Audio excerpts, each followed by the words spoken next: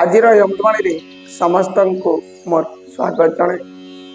आजिर अमृतवाणी है कलिजुगर कटु सत्य। आज भी लोक माने भल विचार को नुहे भल चेहरा पसंद कर आउ निज भाई मध्य खराब समय आपण को साहाय्य करें। लोक माने केवल तुम स्टाटस को भल पाती तुमको नुहे।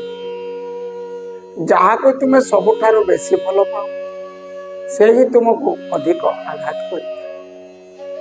निज लोक ही निज लोकंकर विरुद्ध रे षड्यंत्र करता।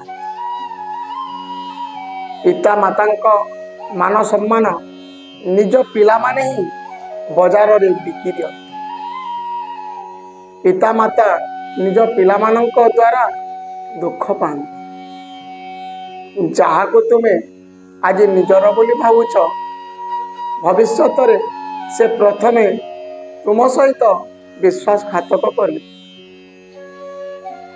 एटा थिला आज अमृतवाणी।